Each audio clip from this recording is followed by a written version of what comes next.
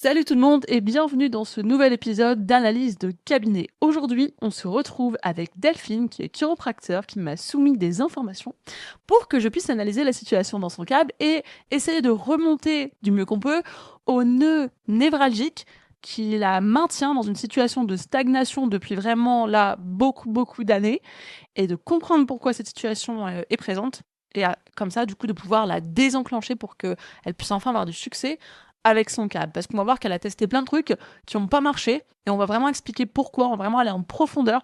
Donc, il y aura des conseils qui vont, comme d'hab, s'adresser à tout le monde, à tous les thérapeutes qui écoutent cette vidéo, et je pense qu'il y a plein de choses qui vont vous faire aussi mouliner par rapport à vous, votre situation.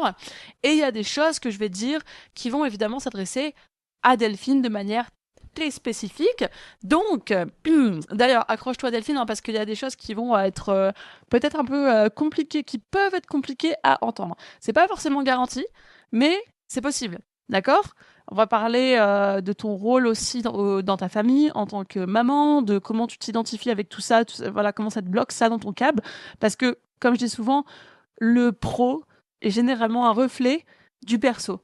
Donc en fait, quand on identifie un blocage dans la matière, dans le monde professionnel, donc en cabinet, tout ça ou quoi, bah il suffit en fait de regarder un petit peu plus à l'intérieur de soi et un peu plus proche de la maison, c'est-à-dire dans la vie perso, qu'est-ce qui se passe, pour en fait se rendre compte que l'énergie du problème, l'énergie qui sous-tend le problème dans le monde professionnel en cabinet est exactement la même que des problèmes qu'on rencontre dans la vie personnelle. Et c'est pour ça que moi je trouve que le business c'est absolument fascinant parce que c'est un chemin d'évolution personnel, c'est un chemin d'individuation, comme dirait Carl Jung, qui est absolument fantastique quand on commence à, voilà, à voir nos problèmes, les problèmes qu'on rencontre dans le business, à travers ce prisme-là. Et en fait, là, on va vraiment taper dans des gros blocages, des fois débloquer des trucs qu'on traîne depuis qu'on est gamin. Enfin, c'est super. Donc du coup, Delphine, la posture pour toi à adopter dans ces analyses, c'est juste voilà, tu prends ce que je te dis avec ouverture. Moi, c'est un cadeau que je te fais là, cette analyse, tu vois. Je t'offre mon point de vue, ma perception, ce que je vois, ce que je palpe dans ton cas. Après, il y a plusieurs cas de figure, il y a plusieurs réactions possibles. Soit ça vient te chatouiller, ça vient te shaker, et t'es là en mode, ok, je lui fais confiance. Si elle a mis le doigt sur ça et qu'en plus ça me chatouille et que ça me fait un peu grincer des dents, c'est sûrement qu'il y a du vrai et que du coup il y a quelque chose à aller voir dans cette direction-là.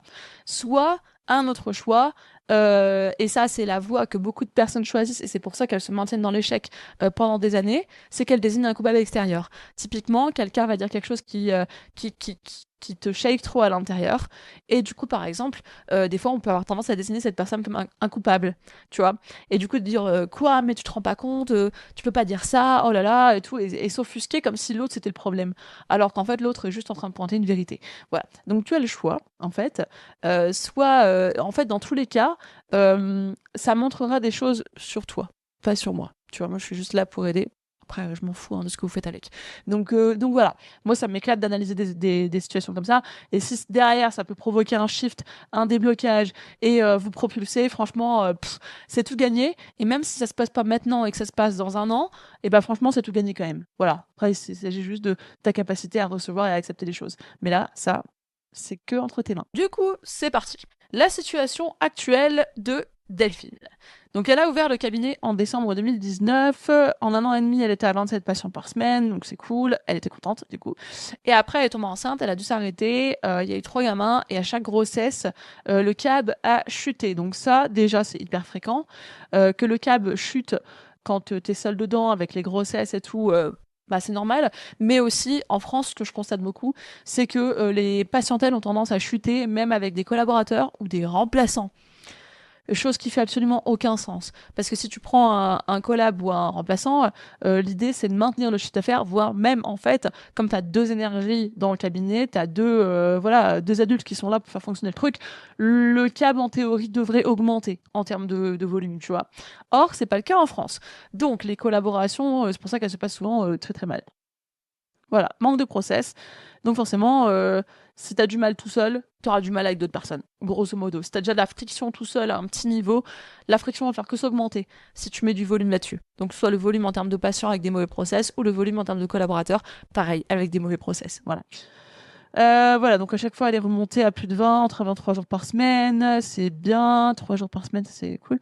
Ok, les semaines, mais il y a des semaines où elle était à 5 rendez-vous. Donc là, on a des grosses variations, des grosses dents de scie. Pareil, ça peut être évité avec des bons process, que ce soit dans l'acquisition, la conversion, dans la rétention, même là, quand on parle par exemple des collabs et tout, dans le recrutement, délégué, tout ça. Former vraiment bien ses collaborateurs, ses assistants, enfin tout ça. Il y a plein de trucs qu'on peut mettre en place pour que ça n'existe plus, hein, les dents de scie comme ça, là, quoi. À moins qu'il y ait une situation comme le Covid quoi, qui se repasse. Mais même au Covid, nous, enfin moi, les cliniques où je travaillais pendant le Covid, elles étaient pleines. Hein. Donc voilà. Du coup, j'ai fait des séminaires, grandir en conscience. Donc ça, pour ceux qui sont pas chiro et qui écoutent, c'est des trucs de chiros. Hein. Ok. Donc depuis, le nombre de patients a monté un peu. Ouais. Et par contre, il y a des semaines pourries à 15 patients par semaine. Ok. Donc il y a encore des variations et des dents de scie, ça montre bien que ces séminaires-là, ça résout pas tout, clairement. Enfin, en fait, c'est illusoire de croire ça même. Par contre, cette année, donc il y a eu quand même ok, une grosse chute en novembre. Alors là, ok, là, le truc que je lis, tu vois, donc je me soigne. Donc en gros, j'ai eu que 23 consultations en 3 semaines, donc c'est clairement pas beaucoup. On est à moins de 10 patients par semaine. Et ta solution, c'est que tu te soignes. Tu vois, je comprends pas bien en fait. C'est quoi le rapport, j'ai envie de dire. C'est-à-dire, c'est pas toi en fait qui va mal. Tu vois, c'est ton cabinet. Donc ça, c'est vraiment un gros piège. Et ça c'est les thérapeutes vraiment qui... J'entends tellement de chiro dire ça.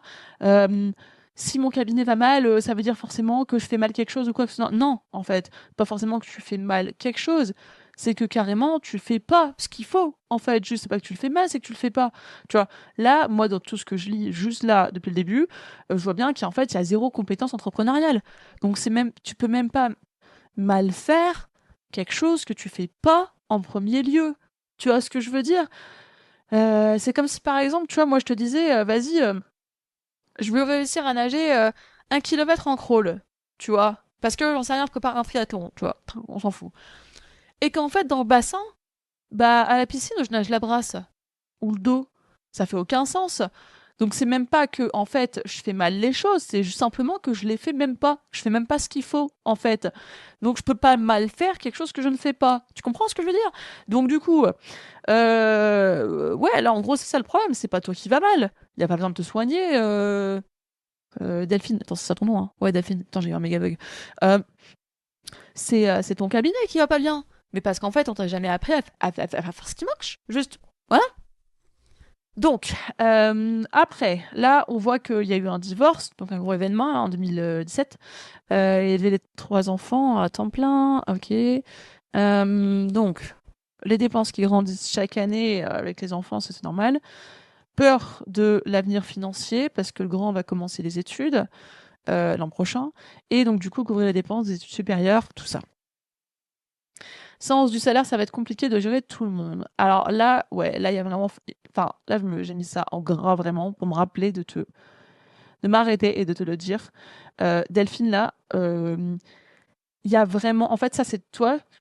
Là, c'est le gros problème, en fait. D'accord? C'est ta position en tant que mère. Et c'est le moment où je t'ai dit au début de la vidéo que ça va peut-être être difficile à recevoir. Parce que ça va venir, en fait... la perception que je vais t'apporter là aujourd'hui va venir tout remettre en question, tu vois. Ta manière de fonctionner depuis des années. Et en fait, ça peut shaker des bases à l'intérieur, tu vois. Donc à l'intérieur de toi, tu peux sentir ton système qui dit ouais putain, oh putain, oh putain, oh putain. Voilà, donc juste souffle, tu vois. T'es pas obligé de faire quoi que ce soit. Écoute ce que je dis et ça va bien aller, ça va bien se passer, tu vois. Donc, en fait, le problème là, c'est que c'est ça. C'est précisément ça, tu vois. C'est que tu veux gérer tout le monde. Du coup, tu te mets trop de pression. Et ça te bloque. Par exemple, ton grand, il a 17 ans. À 17 ans, on est presque adulte, hein, légalement, tu vois. C'est plus un enfant, c'est un adolescent. Et c'est presque un adulte. Donc, il restera toujours ton enfant biologiquement, ok? Mais sa place dans la société n'est plus du tout une place d'enfant. Donc ça, il faut le comprendre. Donc lui, déjà, tu peux lui lâcher la grappe. Ok.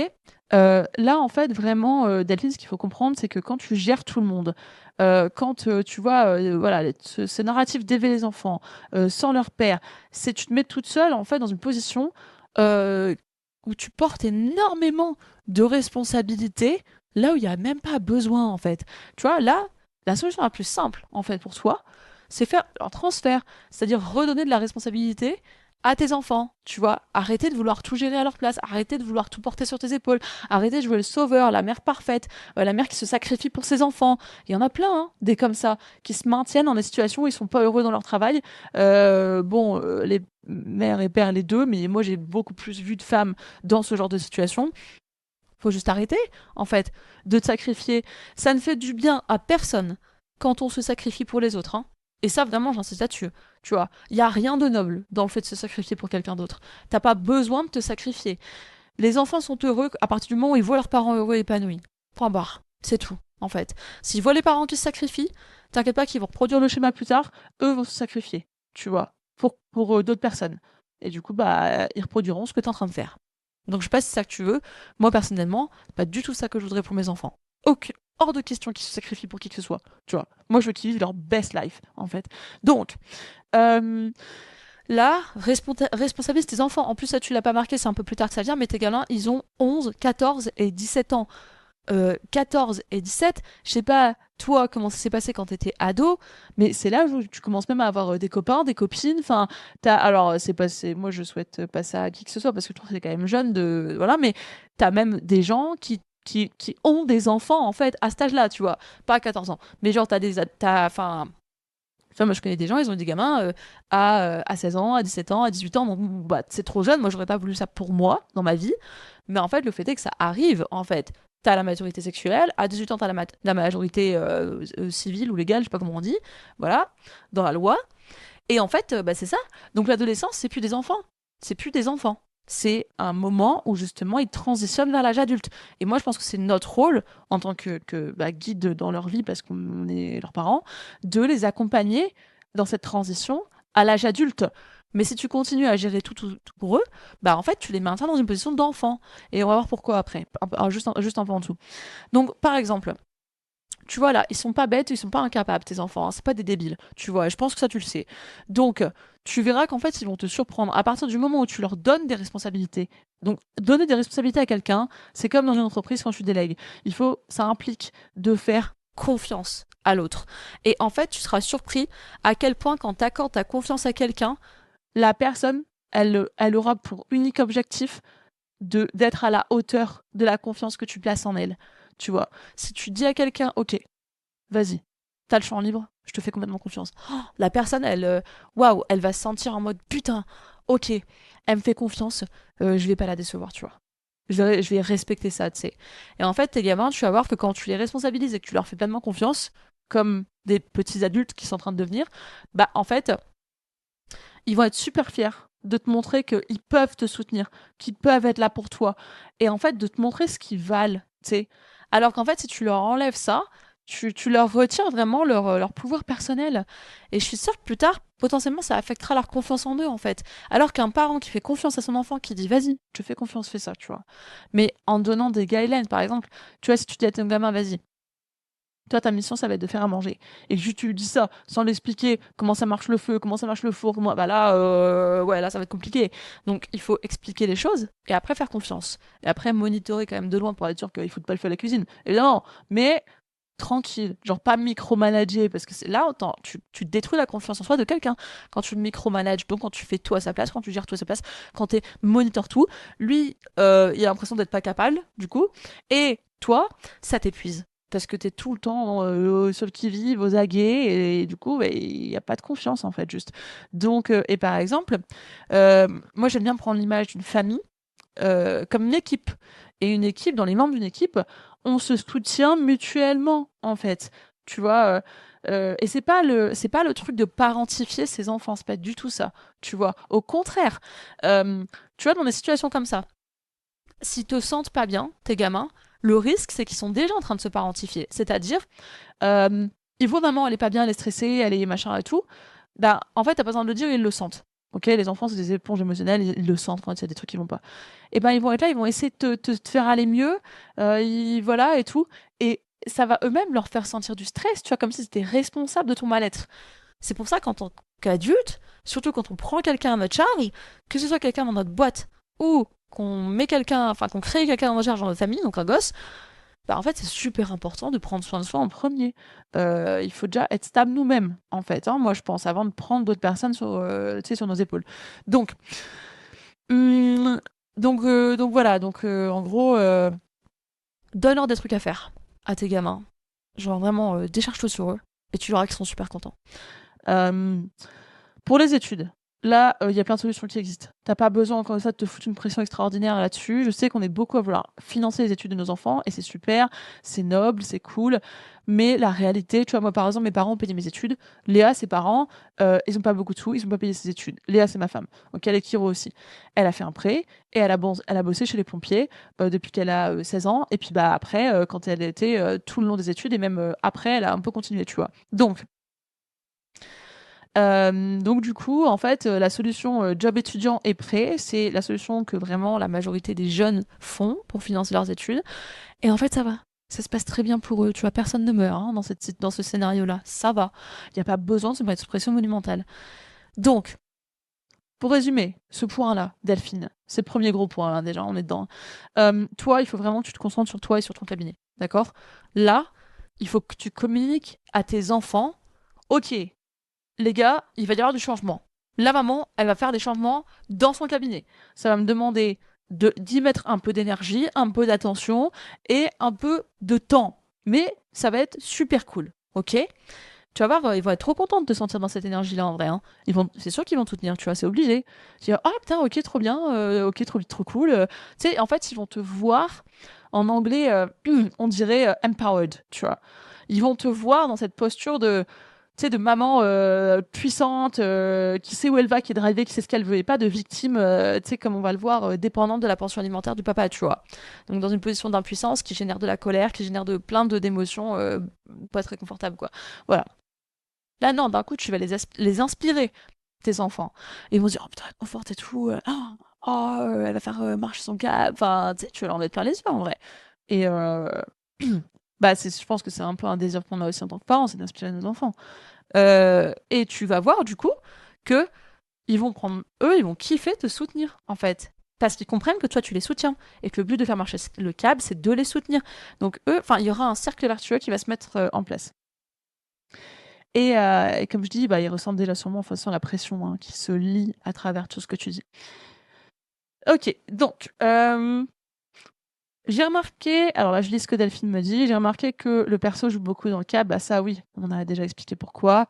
Dès que j'ai des soucis, donc encore une fois, on revient sur le thème des enfants, ça fait chuter les journées au cabinet, donc bah là la solution est très, très claire, Delphine, tu délègues. Et tu vois, en fait, c'est ça.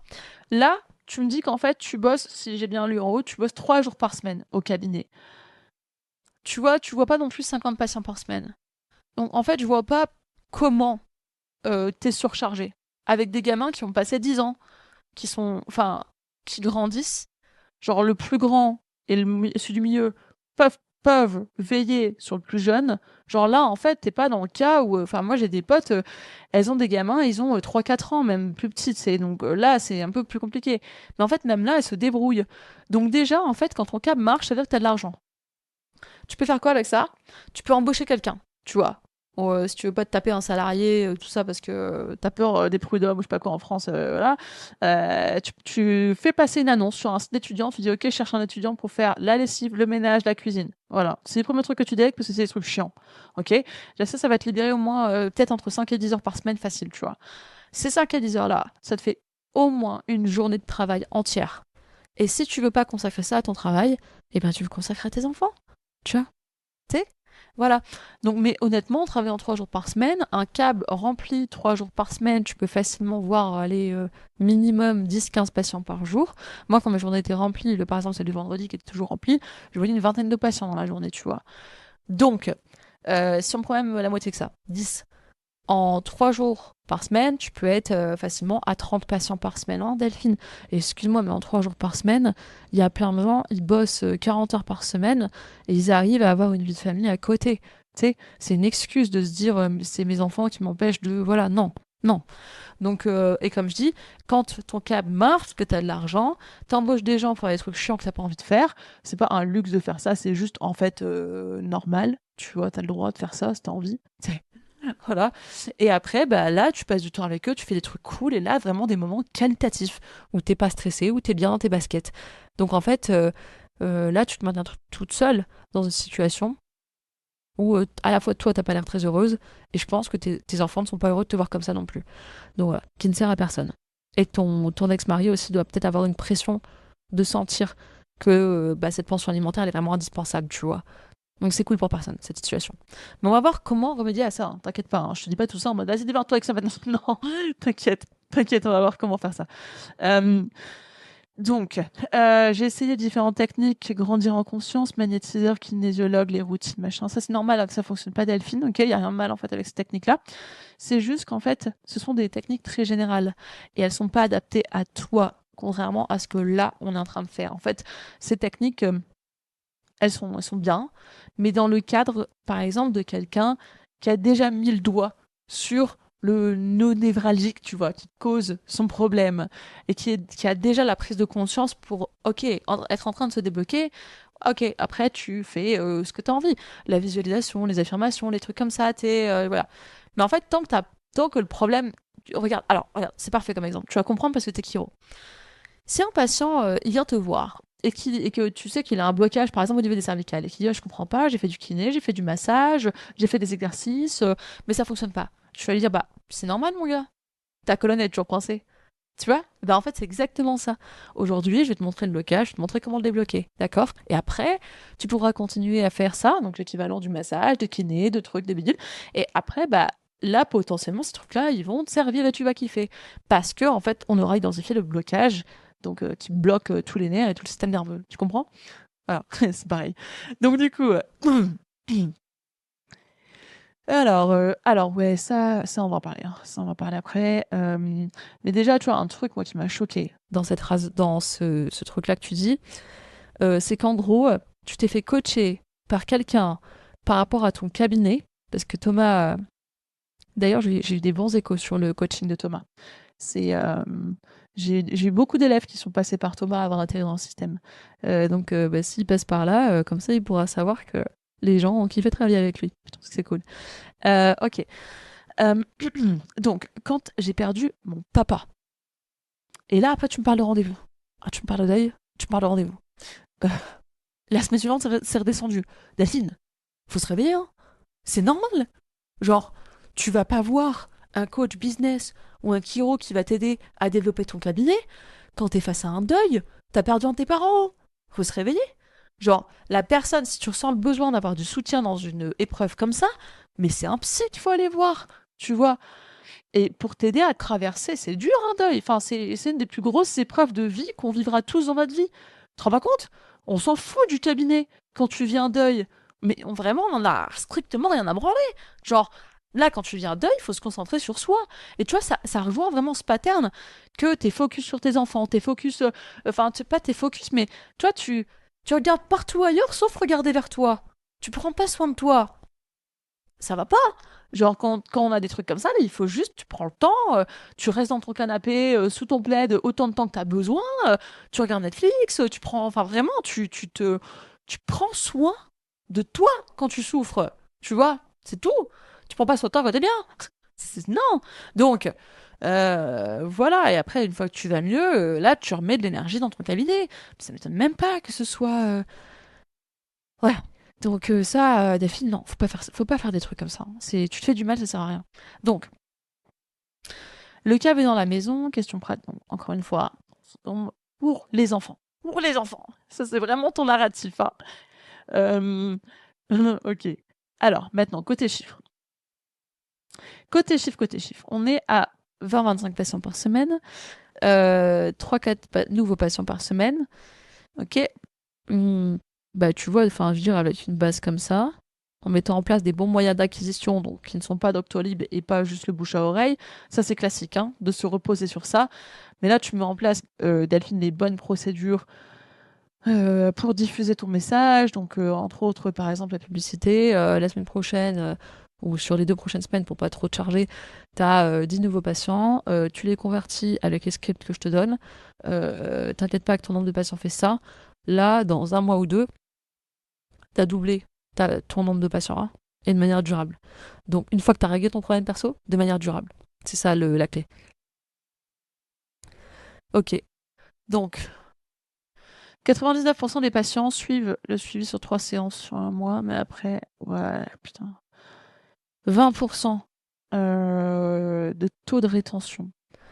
C'est pas beaucoup, hein, Delphine. C'est pas un blâme, hein, quand je dis ça. C'est vraiment juste une constatation, hein. C'est pas beaucoup, et c'est pour ça que tu t'épuises. T'as des nouveaux patients, puis tu les perds direct, au bout d'1 mois, en fait. C'est fatigant. Donc voilà, c'est normal. CA mensuel, ok. Charge mensuelle. Alors, question d'Aline, pourquoi autant là? Pourquoi autant de charges alors que ton cab est chez toi? Je comprends pas bien en fait là. C'est quoi cet argent? Ça part où là? Parce que du coup, tu te payes pas de loyer, comment ça fonctionne? Même si tu payes un loyer, par exemple pour bosser, tu vois, nous le loyer il est genre à 600 balles quoi. C'est largement suffisant pour avoir un cab qui tourne, hein, tu vois. Donc, comment est-ce que, en France, on parle pas des Pays-Bas, on parle pas du Royaume-Uni, comment est-ce ça représente quoi en fait là ces charges? Est-ce qu'il y a un prêt? Je sais pas. Donc ok. Donc bah oui, forcément, c'est logique. Ouais. Bon, il faudra aller voir quand même pourquoi il y a autant de dépenses. Donc, obstacle. J'arrive pas à avoir assez de nouveaux patients. Tac, tac, tac. Ouais, bon, ça on en a parlé en fait. Mais toi, comme je dis, ton point névralgique en fait, Delphine, c'est ça. Ok? C'est vraiment l'explication à tous les problèmes que tu rencontres là depuis des années. Là, l'origine, la racine, tu vois, de la subluxation, du blocage, c'est pas un problème de process, c'est un problème de process. Mais en fait, là, je pourrais te donner tous mes scripts, tous mes trucs, toutes mes méthodes, ça marchera quand même pas tant que t'as pas résolu ça. D'accord? Et en fait, ce problème, c'est quoi? C'est un problème de responsabilisation. Je t'explique. En fait, dans la vie, quand on va dans l'extrême, dans une direction, on va en même temps dans l'extrême de l'autre direction. Par exemple, écoute l'analyse que j'ai fait hier avec Basile. On parle de ce thème-là aussi, de l'extrême et de l'autre, mais avec un autre thème, le thème altruiste, égoïste, tu vois. Les gens qui sont à fond dans l'altruisme, en fait, ils se rendent pas compte que c'est eux les plus égoïstes, parce qu'en fait, ils font des actions altruistes en se racontant l'histoire qu'ils font ça pour les autres, alors qu'en fait, c'est juste pour satisfaire leurs propres besoins, de se voir comme une bonne personne et d'être satisfait en fait avec eux-mêmes et se raconter le truc de oh bah regarde, je donne à telle association, je fais ça, je donne de mon temps pour les malheureux, les trucs comme ça. Et du coup, en fait, tu sais, ils en parlent et tout machin, voilà, parce qu'ils sont très contents de se faire mousser, tu vois, avec ça. Mais ça, ils te l'avoueront jamais, hein. Ça, ils te l'avoueront jamais, hein, parce qu'ils se mentent à eux-mêmes, ils sont dans ce délire de je suis altruiste, tu vois. Donc, là, en gros, ce qui se passe, c'est un peu dans ce délire-là. Tu pousses tellement le bouchon loin dans une direction que c'est sûr qu'il y a une compensation qui va se créer dans une autre direction, exactement comme un blocage dans une colonne. Tu as un putain de blocage au niveau des cervicales, mais tu peux être sûr que ça va foirer dans les lombaires. Et tu auras mal, bah, si tu fais SOT et tout, tu vas capter de quoi je parle. Si tu as mal dans les lombaires, tu vas checker d'abord, tu fais le test cervical compression. Si le mec a des problèmes et tout machin, là, tu es sûr que c'est pas le test ortho dont je parle, c'est le test SOT. Là, tu as identifié une priorité cervicale. Boum! Pareil, ça fonctionne pareil un cabinet. Là, c'est quoi? Du coup, ok, là, l'équivalent de ta douleur lombaire, c'est la situation dans ton cabinet. C'est ça qui te cause de la douleur, de la souffrance, c'est ça ton symptôme, en fait. Donc, on est là-dedans. Ton symptôme, c'est ça. C'est dû à de la déresponsabilisation. La déresponsabilisation au cabinet, c'est genre, c'est pas ma faute, j'ai eu. Tu te places en fait comme une victime de la vie, tu vois. J'ai eu des problèmes à gérer qui ont impacté négativement mon câble. Donc, grossesse, divorce, les gosses à gérer. Grosso modo, c'est les 3 trucs. C'est le thème qui est redondant, tu vois. Donc, mais ça, c'est un symptôme, Daphine. Ça, c'est un symptôme, ce qui se passe dans ton cabinet. Comme on l'a dit, la vraie cause du problème, donc, qui n'est pas la douleur lombaire, mais qui est le blocage cervical, qui va causer le bordel dans la colonne et qui, du coup, va causer les problèmes des douleurs dans les lombaires. Mais le vrai blocage, c'est ça. en fait. C'est la surresponsabilisation dans la vie personnelle. Donc, cette image de super maman qui se sacrifie pour ses enfants. C'est pour ça, en fait, que j'ai déjà insisté dessus au début de la vidéo. Et en fait, c'est comme, regarde, je t'ai mis l'image des vases communicants. C'est exactement pareil dans la vie. Quand, tu vois, par exemple, le vase qui est en haut, là, bah ça, c'est l'équivalent de ta surresponsabilisation. Et là, ça, c'est l'équivalent de la déresponsabilisation, par exemple. Quand tu pousses, ou plutôt l'inverse. Non, tu sais quoi, on va faire plutôt l'inverse. Je pense que ça va faire plus de sens si je prends l'inverse. Donc, ça, c'est le cabinet, ça, c'est la vie perso. Tu vois. Donc, tu mets beaucoup, beaucoup de responsabilités sur toi, sur tes épaules, à tout gérer dans ta vie personnelle. Du coup, le cabinet, ça devient de plus en plus léger. Pouf, pouf, pouf, pouf, pouf, ça s'envole. Tu vois. Et donc, du coup, il y a moins de responsabilité là-dedans. Donc, forcément, il y a des choses qui foirent. Et en fait, ce qu'il faut, c'est simplement quand tu remets ces deux choses-là, ces deux domaines de ta vie, au même niveau, en comprenant qu'en fait, tu mets la même dose de responsabilisation dans l'un et dans l'autre, et bien en fait, les deux niveaux s'alignent. Et t'es beaucoup plus équilibrée, t'es beaucoup plus heureuse et t'es beaucoup plus sereine, t'es tranquille à l'intérieur, tu vois. Par exemple, de manière très concrète, comment ça va se traduire en cabinet. Donc non, on va commencer par la vie perso puisque c'est l'origine du blocage. Tu redonnes de la responsabilité, de la confiance à tes enfants.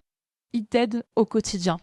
Si ça suffit pas, tu prends des gens pour t'aider, quelques heures dans la semaine, d'accord? N'aie pas peur de payer des gens pour qu'ils t'aident. Ça va faire partie de ton réseau de soutien, en fait, c'est important.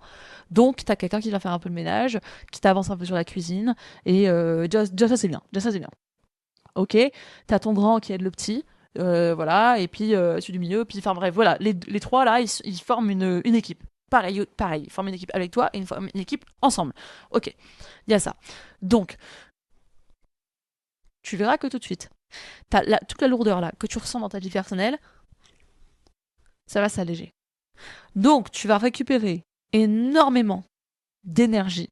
Tu vas arrêter de te culpabiliser, de pas en faire assez pour tes enfants. Parce que là, je pense que clairement, c'est pas vrai. Donc, tu vas être plus légère, plus heureuse, plus sereine, mieux. Tu vas juste être mieux à l'intérieur. Tes enfants, c'est sûr, tu verras que ça va les impacter. Mais franchement, fais l'expérience Delphine, tu vas le voir. Du moment où toi, tu shiftes à l'intérieur, ils vont plus te reconnaître et ils vont être en mode mais qu'est-ce qui se passe? C'est super, tu vois. Parce que là, si t'as de la lourdeur autant en toi, ça ne mettrait pas qu'il y ait de la lourdeur aussi dans la vie quotidienne à la maison. Et du stress et tout ça, tu vois. Donc ça va alléger tout le monde, à partir du moment où tu fais ça. Ok? Dans ton cabinet, comment ça va se traduire? Tu vas plus te responsabiliser. Donc tu vas mettre en place des vraies actions qui fonctionnent et tu auras plus de succès, naturellement, de manière durable, parce que tu vas récupérer cette énergie, tu vas la transférer au cabinet. Boum.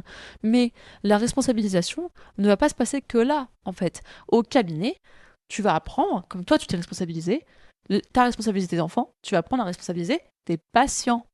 Donc, qu'est-ce que ça va impliquer? Que tu auras pu à pousser les suivis, que tu auras pu à leur courir après, que en fait tu auras des gens qui vont venir te voir qui seront responsables, matures, adultes, qui ne se victimisent pas, et en fait qui donc prennent leurs responsabilités par rapport à leur santé. Donc c'est des gens par exemple qui vont être tout à fait ok pour te suivre dans tes recommandations, qui vont revenir, qui vont comprendre l'intérêt de la prévention, et en fait naturellement ça couplé au bon process, donc tout ce que j'apprends dans le système à mes élèves, tu verras qu'en fait ces deux choses-là mises ensemble, ton problème là de 20% de taux de rétention après un mois, que tu perds en gros 80% des gens, des patients après un mois, tu verras que naturellement, juste avec ces deux choses-là, les bons process et la bonne énergie, donc grâce à tout ça, ça va monter, presque sans que tu aies rien à faire, Delphine. Mais par contre, rien ne bougera. Tant que ça bougera pas. Tu vois, il faut que tu réalignes tes vases communicants. D'accord? Ok, donc pareil, ça va te sauver des années de thérapie. Donc voilà. Maintenant, les challenges que tu as identifiés, ne plus dépendre de la pension alimentaire de ton ex-mari. Bah ça, Delphine, ça va dans la lignée de tout ce qu'on a déjà dit. D'accord? Tu te responsabilises dans ta vie professionnelle. Donc ça vient après t'être responsabilisé, comme on a dit, dans la vie personnelle. D'ailleurs, tu vois, regarde, c'est marrant, cette dépendance, cette relation de dépendance avec ton mari, je sais pas si c'est comme ça, dépendance, avec un E ou c'est avec un A, j'en sais rien. Je sais pas. Des fois, je confonds avec l'anglais, avec le français, tu sais, independent, dépendant. Je sais plus lequel est avec un E ou avec un A. Ça me confuse. Bref. Cette relation de dépendance, tu vois, que t'as là avec ton ex-mari, Ouais, de pension alimentaire. En fait, tu regardes, c'est exactement à l'image de la relation de dépendance que tu maintiens avec tes enfants. Tu vois, tu gères tout, donc tu leur enlèves leur autonomie, leur pouvoir personnel, en faisant des choses à leur place. Donc du coup, quand tu redonnes de la responsabilité, donc la preuve de confiance dont je parlais, tu récupères toi aussi ta responsabilité, tu récupères ton énergie en fait. La question importante à te poser pour réussir à faire ce switch dans ta vie perso, parce que si ça n'a pas encore eu lieu, c'est que tu fonctionnes sur la même disquette depuis des années. Donc ça veut dire que dans ton inconscient, il y a un truc qui se dit ouais, il faut absolument que je me comporte comme ça, tu vois. La vraie question à se poser, c'est qu'est-ce qui t'en empêche et surtout de quoi t'as peur. Moi, j'ai une hypothèse parce qu'en fait, dans ces cas-là, parce que j'en ai déjà vu plein des cas comme ça, c'est généralement une des explications les plus courantes, c'est que en fait, t'as peur de plus être utile. Et pour un parent, quand on, quand par exemple l'identité d'être parent occupe 80% de notre vie, en fait, une des plus grandes peurs qu'on a, c'est qu'un jour nos enfants n'aient plus besoin de nous. Et là, qu'on se retrouve comme un con en mode oh putain, mais en fait, je sers plus à rien. Qu'est-ce que je fais? Qui je suis? Je sais pas. Tu vois, quel sens donner à ma vie? Tu comprends? Et en fait, c'est ce truc-là qui motive.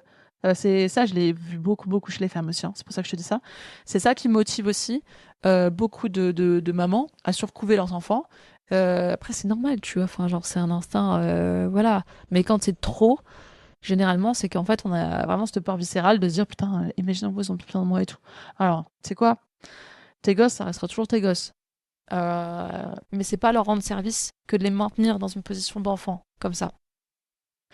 Euh, Ça va devenir des adultes. Les enfants qui sont aujourd'hui deviendront dans quelques années des adultes. Et en fait, si tu gères tout à leur place, tu leur apprends pas à devenir autonome, ils vont être complètement perdus en fait dans leur vie d'adulte. Donc du coup, c'est ça. Et t'inquiète pas en fait, hein, tes gamins, ils auront toujours besoin de toi, hein. Franchement, ouais, non mais c'est sûr. Tu vois, franchement, regarde, toi t'as perdu un de tes parents, je sais pas si ta maman est toujours en vie, mais perdre ses parents, c'est quelque chose de difficile pour beaucoup, beaucoup de monde, tu vois. À n'importe quel âge, ça nous fait du bien. Quand par exemple on en a gros sur le cœur, t'appelles ta maman, tu vois. Tu sais, genre par exemple quand on est arrivé, c'est marrant, tu vois. C'est pas quand on est arrivé en Angleterre, mais à un moment donné, on a commencé à bosser dans une grosse clinique en Angleterre avec Léa. À cette époque, j'avais 25 ans, donc elle devait en avoir 27. Et tu sais, tu pourrais dire, putain, à 27 ans, t'en as presque 30, t'es adulte, machin, truc, tout ça, tu vois, c'est 10 ans de plus que ton aîné. Bah, tu vois, la première semaine était hyper dure. Franchement, quand t'as jamais vu une centaine de patients par semaine et que d'un coup t'es jeté là-dedans, bam! Parce que Léa, elle a pas créé sa patientèle en partant de zéro là-bas, elle a repris une patientèle. Tu vois. Et franchement, au départ, elle pleurait hein, parce que c'était dur. Bah, tu vois, elle m'en parlait, mais la personne avec qui elle avait vraiment envie de parler, c'était sa mère en fait, hein. Et dès qu'elle l'a appelée au téléphone, elle s'est mise à pleurer. Mais moi, c'est pareil, tu vois. Là, à 30 piges, j'ai vécu une épreuve super difficile, bah, j'ai appelé ma mère, tu vois. Et j'ai pleuré au téléphone avec elle. Et j'ai 30 ans. Tu comprends ce que je veux dire? Donc n'aie pas peur de ça, Delphine. Fais confiance à tes enfants. Rends-les responsables, adultes. Aide-les à mûrir. Et t'inquiète pas, tu seras toujours leur mère. Ils auront toujours besoin de toi. N'aie vraiment pas peur de ça. Tu vas jamais disparaître à leurs yeux. Tu seras toujours une des personnes les plus importantes dans leur vie. T'inquiète. Donc, maintenant, on va repartir un peu sur le cadre. Donc du coup, alors, ça, c'est ton objectif, j'ai l'impression, hein. Parce que tu m'as mis le challenge, mais je pense qu'en fait, là, on est plus sur des objectifs. 35, 45 patients sur 3 jours. Bah oui, bah voilà, Daphine, tu vois, c'est ce qu'on disait. Et évidemment, c'est un super objectif, c'est tout à fait, comment on dit en français, achievable. Tu peux y arriver, quoi. C'est faisable, voilà. Pouvoir payer les études des enfants, ça aussi, tu pourras le faire, Delphine. Mais tout ça va se passer à partir du moment où tu suis ce que je t'ai dit dans cette vidéo, vraiment, hein. Dans 5 ans, j'aimerais déménager. Trop bien, de la nouveauté. Moi, j'adore le changement, j'adore le mouvement. Donc, La Rochelle, je suis jamais allée, mais à ce qui paraît, c'est génial. Donc, tu vois, ça, Delphine, quand tu dois changer de région, je sais que c'est la crainte de beaucoup, beaucoup, beaucoup de chiro et de thérapeutes, parce qu'en fait, ils savent pas comment faire marcher un cabinet. Tu vois, ils y vont petit peu dans la chance comme ça, et puis ils croisent les doigts pour que ça marche. Donc forcément, si un jour il faut déménager, là je sais pas les raisons qui font que déjà dans 5 ans tu sais que tu aimerais déménager, mais tu vois, t'en as beaucoup qui ne le feront jamais. Parce qu'ils auront trop peur de lâcher leur cabinet, parce qu'ils ont tellement galéré à le faire marcher, Et c'est ces gens-là aussi qui créent de la concurrence. C'est tous ces mêmes personnes, hein, tu vois, qui créent de la concurrence et qui vont te dire des conneries du style oh, cab, franchement, c'est dur à monter, ça prend des années, et tout, et tout, et tout. Et l'autre qui s'installe à côté, il bénéficie du surplus de patientèle, il a pas honte et tout ça. Tu sais, c'est tous des discours comme ça qui sont aberrants, mais qui se comprennent en fait quand tu comprends le manque de compétences et les insécurités de ces personnes-là. Et en fait, d'un coup, leur discours fait vachement de sens. Moi, personnellement, dans aucun univers, je ne voudrais leur ressembler à ces gens-là. Enfin, si je me sens menacée par la concurrence, par exemple, le premier truc que je me dis, au lieu de pointer le doigt vers l'autre, c'est de pointer le doigt vers moi. Et fais-me dire vite de quoi t'as peur. Ok? C'est-à-dire, est-ce que la peur est légitime? Tu vois, est-ce qu'il me manque vraiment des compétences pour me différencier, pour me positionner, pour tout ça? Est-ce qu'il me manque de la confiance en moi? Et si oui, comment je peux le travailler? Et tu vois, par exemple, bah, j'ai eu un problème de confiance en moi et de mindset, tu vois, c'était genre il y a quelques mois. Qu'est-ce que j'ai fait? Boum, j'ai investi dans un accompagnement, préparation mentale pendant 3 mois. Bam, tu vois, 3000 balles. Voilà. Mais au moins, ça a fait le taf. Et puis là, bah, maintenant c'est bon, hein, je suis lancée, tu vois. Donc voilà. Ouais, donc tu vois, remonter un câble ailleurs, c'est pas un problème. Quand tu sais comment on fait, quand tu comprends la mécanique derrière les choses. Et c'est justement, enfin, c'est ça, c'est tout l'objet de ce que j'enseigne dans le système. Tu vois, c'est comment monter un câble, étape 1, étape 2, étape 3, étape 4, étape 5, étape 6, étape 7. Enfin, voilà, c'est ça, quoi, tu vois. Littéralement. Donc, les stratégies que tu as mises en place, bon, bah, c'est du grand classique. Hein, du grand classique, tu as fait ce que tout le monde te dit de faire. Grosso modo, tu as copié les autres qui font tous la même chose, qui marchent plus ou moins bien selon les gens, selon s'ils ont de la chance. Il n'y a pas de stratégie active en fait. Hein, c'est juste, voilà, Doctolib, site internet, AFC, donc AFC c'est l'association de chiro française. Les routines, parler du métier, les savons. Je ne vais pas tout énumérer hein, non plus, mais il y avait du coaching avec un monsieur, je me rappelle plus son nom. Okay. J'espère honnêtement que personne me dira ça. Parce que si on se rappelle plus de ton nom, c'est vraiment que t'as pas été très marquant quand même. Donc, ça me fait trop. Ok. Donc, les conseils que tu as reçus au démarrage. Structurer la première séance. Anamnèse, explication chiro, plan de traitement, soins. Ok, il y a du bon à garder hein, là-dedans, clairement.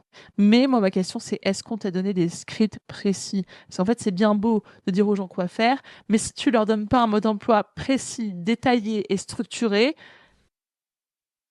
ça va pas marcher en fait, juste. C'est ça qui me dérange moi avec ces coachings, ces séminaires, tout ce que tu as cité avant, c'est qu'en fait, ils balancent des généralités, des principes généraux, des trucs comme ça, mais ils te donnent pas un vrai mode d'emploi avec genre t'appuies sur le bouton, tu tournes la manette et après ça fonctionne. Et en fait, c'est ça qu'il faut faire. Enfin, je sais pas, tu vois. Genre, imagine t'as un micro-ondes, t'es un alien qui vient de je sais pas quelle planète, tu vois, de galaxie, on te met le micro-ondes entre les mains et on te dit, vas-y, fais marcher le micro-ondes. Toi, bah, en tant qu'humain, tu vas être là, non, mais c'est simple, le micro-ondes, tu sais, tac, bouton, clac, aborde. T'inquiète pas que l'alien, il va te regarder drôle, il va être là en mode, mais comment ça marche ce truc, tu vois? Il va essayer de taper dessus, il va essayer je sais pas, de faire des trucs, enfin, tu sais. Non! Alors, tu lui donnes le mode d'emploi, boum, bouton, clac, tu fermes la porte, tu mets la cloche, bouf, c'est parti, 2 minutes. Oh! Tu sais, avec les watts, voilà. Bon, bah, c'est pareil. Et c'est ça que je reproche, en fait, essentiellement à tous ces séminaires là que tu viens de citer, c'est qu'en fait, c'est trop vague. C'est trop vague, c'est pas concret, c'est pas précis, c'est pas adapté à l'individu. C'est du général. Voilà. Et comme tout généraliste, ça ne résout jamais un problème précis. Voilà. Et c'est justement ce qu'on est en train de faire aujourd'hui. Moi, j'aime la précision et la profondeur parce que je sais que ça marche et j'aime ce qui marche. Voilà. Et ça m'a fait rire. Je vais t'en reparler juste après. Ça expliquera pourquoi je porte une moumoute depuis tout à l'heure. En plus d'avoir froid. Ok. Alors, Delphine, maintenant, je vais te montrer les 3 erreurs principales qui se sont passées, toi, d'accord? Et ce qui, en plus de tout ce qu'on a déjà dit, hein, qui est quand même la racine, mais qu'est-ce qui a rajouté une couche sur la situation qui fait qu'aujourd'hui le cas ne marche pas vraiment comme tu veux? On va dire ça comme ça. Première erreur que tu as faite, mais c'est pas vraiment de ta faute, tu vois.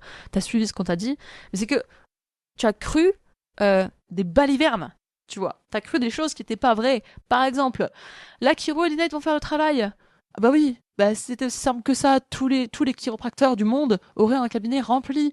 Or, une grosse majorité de chiro galèrent à remplir leur cabinet. C'est pas une minorité qui galère, c'est vraiment une majorité, hein, surtout en France. Donc non, t'as pas besoin en fait d'adhérer à une idéologie pour faire marcher ton cabinet, que ce soit vitaliste ou mécaniste. Tu vois, pour moi ces termes d'ailleurs ils sont débiles parce qu'ils juste ils contribuent à créer une plus grosse scission qu'elle n'est déjà dans notre profession. débile de faire ça. Donc, moi, l'innate, tout ça, j'y crois, en fait, parce que juste l'innate, en gros, c'est la capacité à ton corps à s'auto-guérir, tu vois. Moi, je le vois comme ça. Grosso modo, c'est la force de vie à l'intérieur. Et en fait, c'est pas que l'Akiro qui a inventé l'innate, hein. La force de vie, c'est quel philosophe qui en parlait déjà? Ça portait un nom latin, je sais plus. Mais pareil, en médecine chinoise, ils ont la force de vie. En fait, elle est dans plein de cultures, de philosophies, voilà, tu sais. Donc, l'Akiro n'a rien inventé, hein, clairement. Pareil, les manipulations vertébrales, tout ça, ça existe depuis des milliers d'années, en fait, hein, tu vois. Euh, ok. Donc du coup, là, tu t'es fait, comme beaucoup de personnes, brainwasher. Moi, j'adore la philosophie Kiro, ça me parle énormément, les 33 principes, tout ça. Nate, voilà, je viens de te dire, hein, j'adhère à l'idée de tout ça. Par contre, ce que j'adhère pas du tout, c'est le brainwashing qu'il y a dans la profession, tu vois. Ça, non. Ça, non. Donc, voilà. Si tu veux d'ailleurs en savoir plus sur tout ce qui est innate, monter un câble plutôt que de claquer des tonnes de thunes dans des séminaires comme ça, t'apprends l'anglais et t'investis dans les Blue Books, tu vois. Les Blue Books, c'est ça. Donc, c'est des livres qui ont été écrits par Joseph Strauss, je sais pas comment on dit ça, mais voilà. Dans les années 90, ils sont plus digestes que les Green Books, parce qu'ils ont 100 ans de moins. Voilà. Donc, ils sont écrits avec un anglais actuel. Maintenant, avec ChatGPT, tu peux tout traduire. Donc, même pas un problème de langue. Moi, j'ai acheté le PDF, je me le suis fait imprimer parce que je préfère lire avec du papier. À l'époque où j'ai fait imprimer ça, on était en 2016. Donc, ChatGPT n'existait pas. Donc, ils sont en anglais. De toute façon, moi, je suis bilingue, donc je m'en fous. Mais voilà, tu fais ça, tu prends ça. Tu prends aussi, si tu veux, le Chiropractic Philosophy, si ça vraiment ça t'intéresse. Tu taffes là-dessus. Il y a plein de trucs cool à apprendre de ces livres-là, d'accord? Des Green Books aussi et du livre de Stephenson, si vraiment tu as envie. Je sais plus comment il s'appelle, celui de Stephenson, mais c'est celui qui répertorie les 33 principes. Ok? Et comme ça, t'arrêtes de dépenser de l'argent dans des choses qui visiblement n'ont pas beaucoup d'effet. Ok? Et tu fais ce qui marche. Voilà. Donc, maintenant, remettre des rendez-vous automatiquement. Autre baliverne. Ça, c'est l'équivalent de dire ah, si je mets en place des forfaits au cabinet, ça va forcer les gens à revenir. Non, non. On force pas, en fait, les patients à revenir. On peut pas. Ça marche pas, tu vois. Ça marche pas et on s'épuise, en fait. Donc, Et ça donne une mauvaise image de notre profession. Tu vois, on n'est pas là pour forcer les gens, quoi. Oh, ça va pas la tête ou quoi. Donc, du coup, là, je te conseille de regarder encore une fois l'analyse que j'ai faite à Basile. Elle dure assez longtemps, mais tu vois, dans l'analyse que je lui ai faite, je mentionne le What's in it for me. Donc en gros, c'est quel intérêt a le patient à revenir au câble, qu'est-ce qu'il y gagne. Et quand tu comprends ça, bon, ça, moi, tout ça, je l'enseigne évidemment en détail dans le système.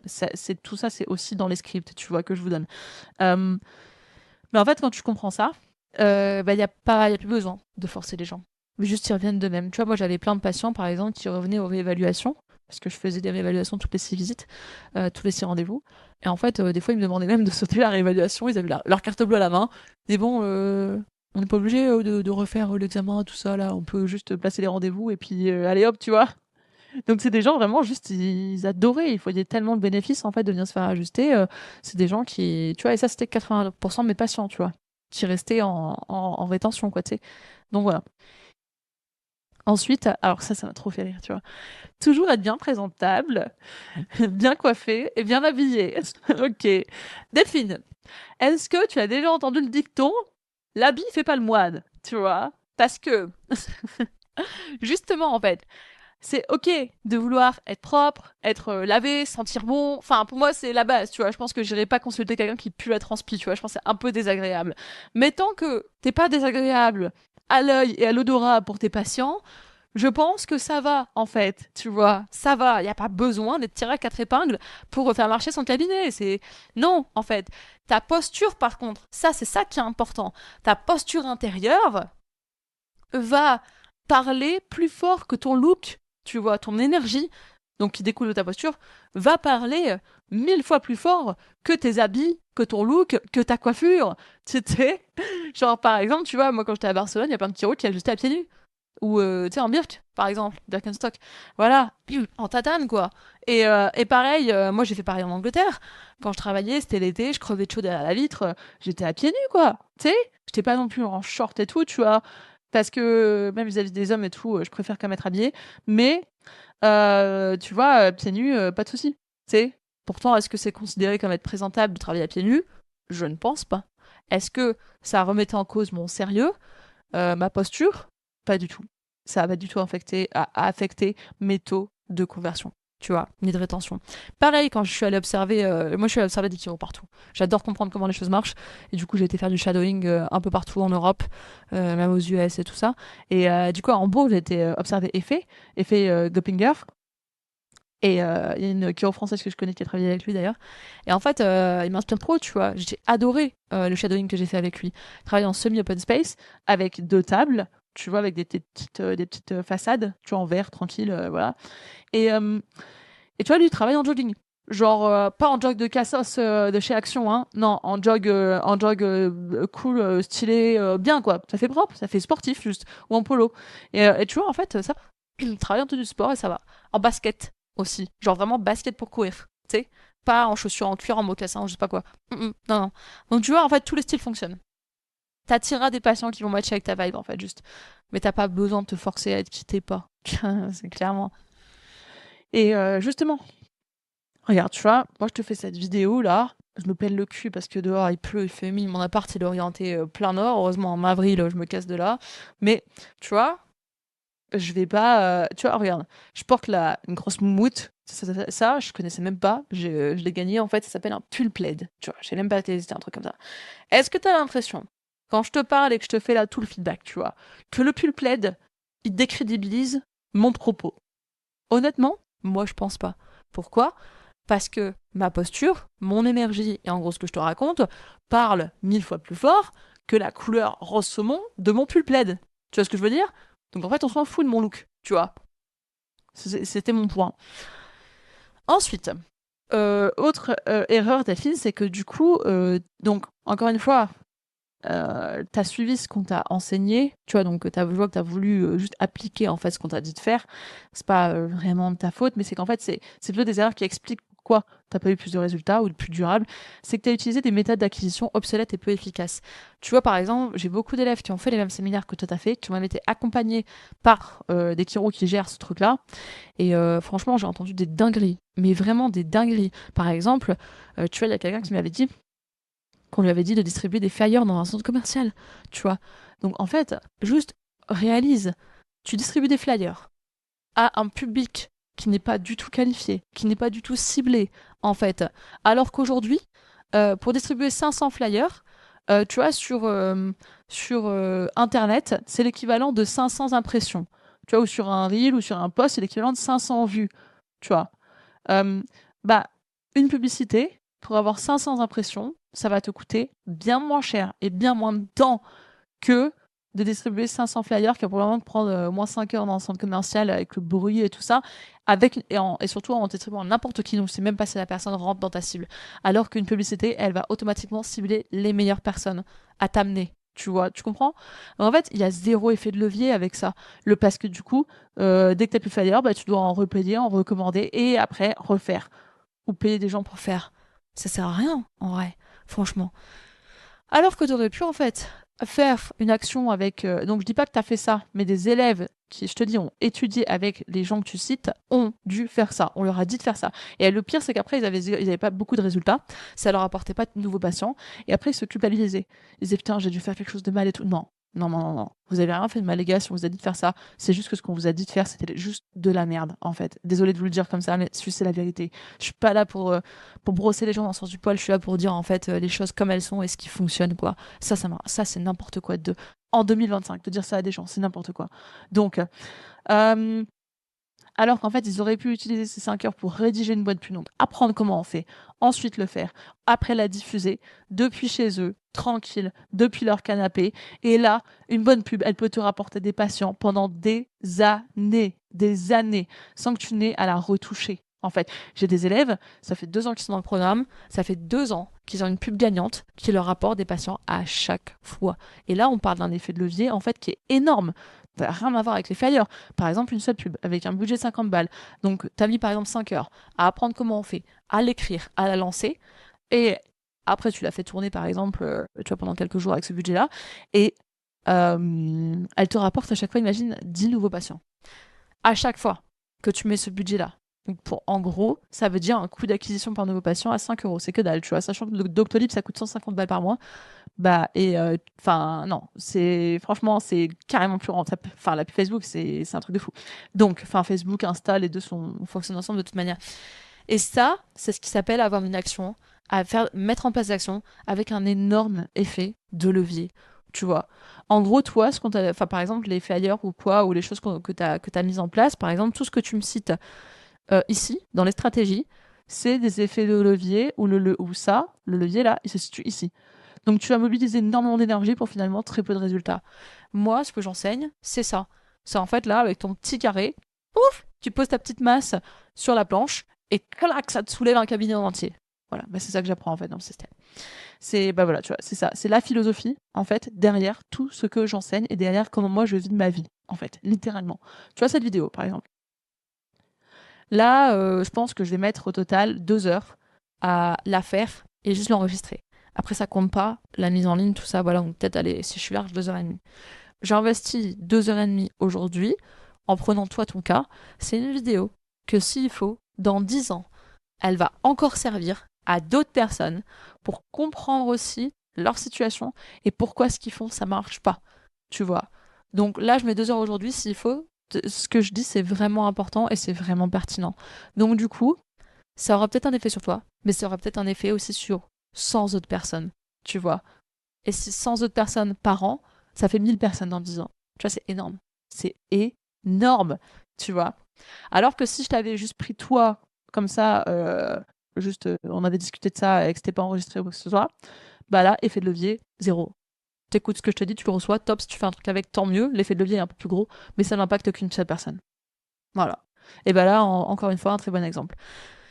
Donc ça, en fait, quand tu mets en place des actions intelligentes, tu requiers un effort initial, mais qui après continue à te rapporter des résultats pendant des années, et surtout qui s'ancre de plus en plus solidement et puissamment dans le temps.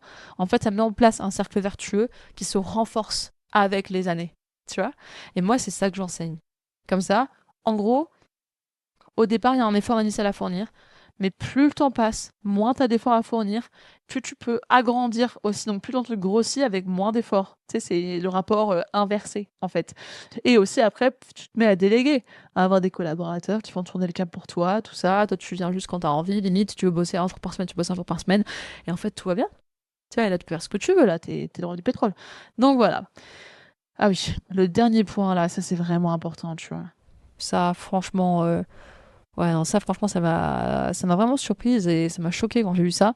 C'est du coup croire que faire des séminaires en one shot, ça va vraiment changer quelque chose, tu vois. Et d'ailleurs, j'étais très surprise de lire que tu t'es fait coacher qu'une semaine, mais ça fait aucun sens pour moi. Proposer à quelqu'un du coaching sur une semaine, c'est comme proposer à un patient un ajustement en lui promettant que ça va résoudre tous les problèmes qui traînent depuis des années. C'est pareil dans ton cas, Delphine, tu vois. Enfin, en fait, voilà, le patient, il veut un soulagement. Et en fait, c'est limite, c'est pas éthique de lui dire oui, oui, je vais te soulager moi en une séance. Parce que c'est pas vrai, en fait. Un truc qui est chronique depuis des années, il faudra des suivis pour que ça aille mieux en profondeur. T'inquiète pas que sinon le patient, il va revenir dans 3 ou dans 6 mois avec le même problème. En fait, toi, c'est pareil. Tu traînes les mêmes problèmes depuis des années. Parce que personne, soit n'a le courage de te dire les choses, soit n'avait les capacités, les compétences pour identifier ton problème. Et surtout, il n'y a pas de suivi. Donc, normal. On sait tous que ça marche juste temporairement. Quand tu fais qu'un ajustement en one shot comme ça, tu vois. Une séance, quoi, on va dire. C'est exactement ce qui est arrivé. Les séminaires, plus de patients, mais temporairement. Une semaine de coaching, plus de patients, mais temporairement. Donc voilà, pas de transformation durable parce que pas de suivi, comme en cabinet. Donc comment tu veux proposer des suivis et recevoir une adhérence de tes patients, c'est toi et une vraie transformation si tu t'appliques même pas ce principe à toi-même dans ta vie, en fait, tu vois. C'est pour ça que pour moi, je considère qu'une vraie transformation, ça prend au minimum entre 3 et 4 mois, tu vois. Pas moins que ça. Parce que regarde, en fait, c'est comme pour prendre une nouvelle habitude, que ce soit le sport, moi pour ouvrir le cab, ou pour m'habituer à un nouveau lieu de vie. En fait, j'ai toujours repéré le même pattern à chaque fois. Tu vois, à chaque fois qu'on veut changer les choses. En gros, avoir une transformation dans notre vie. Ça suit un peu comme ça, tu vois. Le premier mois, c'est un peu ce que j'appelle l'incubation. L'incubation, c'est genre, on va casser plein de fondations, même pour apprendre une langue. J'ai oublié de le mettre, mais moi, j'ai appris quand même, genre, italien, allemand, néerlandais, espagnol. Ok, anglais, j'ai un peu appris à l'école, donc le process était un peu différent. Mais en gros, voilà. Et bah, tu vois, à chaque fois, les langues, je les ai appris en 3 mois. L'allemand, un peu plus en vrai. Voilà, l'allemand, c'était plus 4-5 mois. Tu vois, mais c'est une langue de niveau 2, elle est un peu plus difficile. Voilà. Mais donc, du coup, tu vois, à chaque fois, c'est le process. Au départ, c'est l'incubation. Tu casses tout ce que tu sais, tout ce qui marche pas, tu mets des fondations saines et du coup, tu crées du mouvement, en fait. Pour apprendre une langue étrangère, tu es obligé de créer du mouvement dans ton cerveau. Tu vois, donc t'absorbes beaucoup, en fait. Au départ, c'est ça l'incubation. T'es sous couveuse, comme une petite graine, tu vois, comme un bébé prématuré, puis t'absorbes, tu vois, voilà, tu grossis un peu les informations. Ensuite, il y a du mouvement qui est en train de se créer. Moi, deux, tu te mets à appliquer. Donc là, tu te mets en mode full mouvement. Ok, full mouvement, c'est quoi? Tu appliques les stratégies dans la matière. Et là, tu observes ce qui se passe. Et selon les résultats que tu as, après, tu ajustes et t'affines la stratégie. Donc ça, moi, c'est ce que je fais aussi avec les élèves, évidemment, tu vois.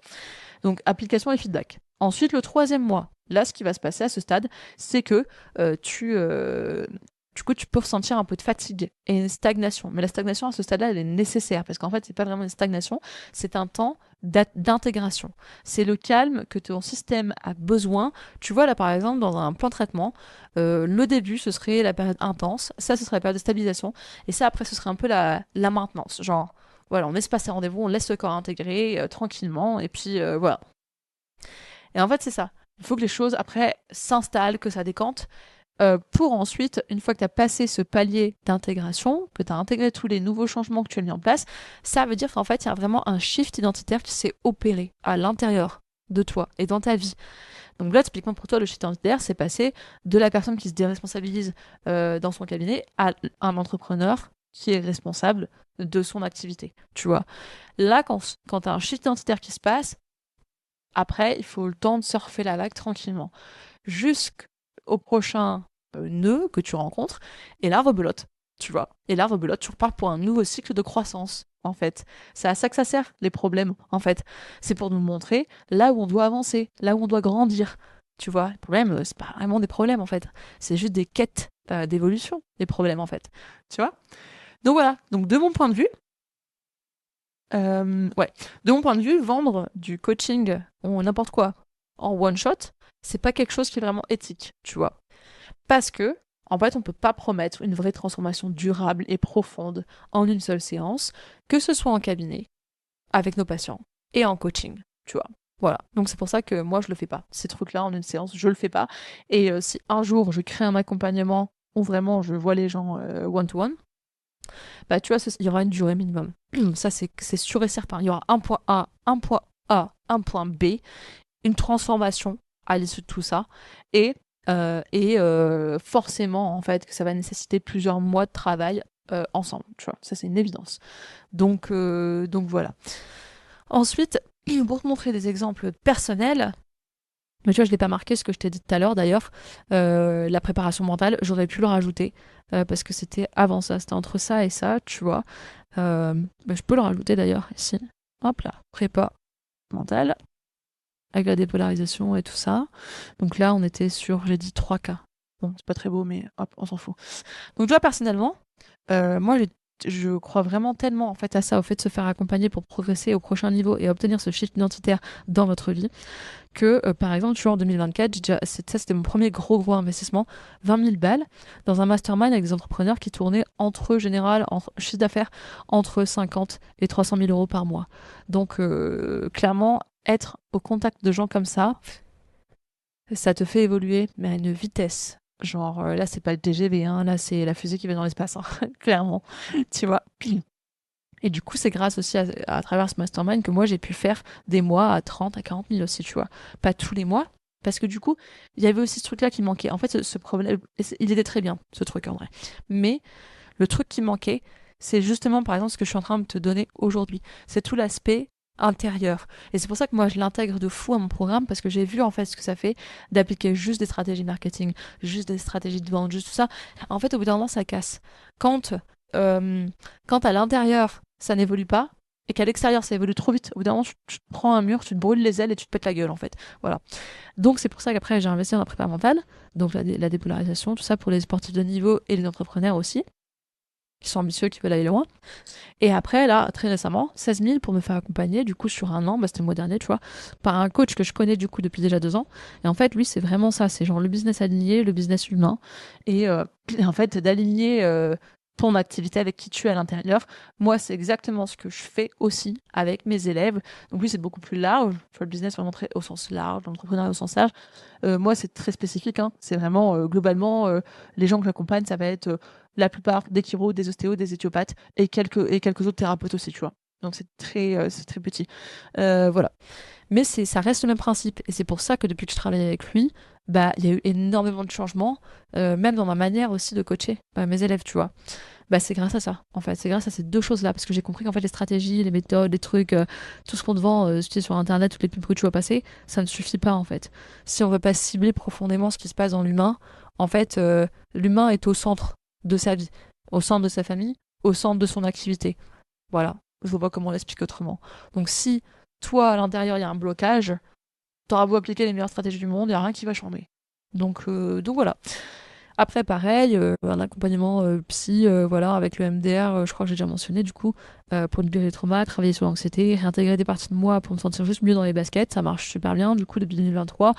Donc là, voilà, j'ai à peu près mis ça, je pense, dedans. Là, j'ai même pas compté l'acupuncture une fois par mois depuis 1 an et demi. Ouais, je sais pas. Tu comptes entre 60 70 euros la séance, voilà. Donc tu vois, enfin, moi je suis pas une croyante du one shot. Je pense que ça transparaît. J'ai expliqué pourquoi. Euh, je pense qu'en fait, c'est ça qui explique, Delphine, que bah, tout ce que tu as fait maintenant, ça a eu des résultats limités. En plus du gros nœud névralgique qu'on a identifié qui à l'intérieur de toi, en fait, tu vois. Donc, tu résous ce nœud, plus tu te fais vraiment accompagner, mettre en place dans ton cap des choses qui marchent, qui ont marché pour des dizaines, des centaines de personnes. Là, à partir de là, honnêtement, je vois pas de raison en fait que les choses ne marchent pas pour toi. Tu vois ce que je veux dire? Voilà. Bon, c'était tout. C'était déjà, je pense, énorme. Il y a eu beaucoup de choses. Je pense qu'il y a quand même pas mal de trucs à intégrer pour toi, des choses pas non plus ultra faciles. Donc, reviens-y à cette vidéo, prends le temps que tu as besoin, réécoute-la, parce qu'en fait, mes élèves, souvent, ils me disent, tu vois, qu'ils aiment bien réécouter des modules, des fois plusieurs semaines, plusieurs mois après, parce qu'en fait, comme entre-temps, tu changes et tu évolues, bah, la personne que tu es maintenant va pas entendre la même chose que la personne que tu seras dans 3 mois, dans 6 mois, dans un an, tout ça, tu vois. Donc, n'hésite pas à revenir dessus. Après ta première écoute, même des fois, moi, quand je réécoute quelque chose une semaine plus tard, je capte des trucs que j'avais pas entendus la première fois qu'on me l'a dit. Tu vois. Et là, il y a eu beaucoup de choses qui ont été dites. Tu vois. Donc voilà, je pense que là, on a fait un bon tour. Et puis écoute, ben, on se retrouve dans le groupe school, pendant les ateliers, tout ça, si jamais tu as plus de questions sur tout ça. Voilà.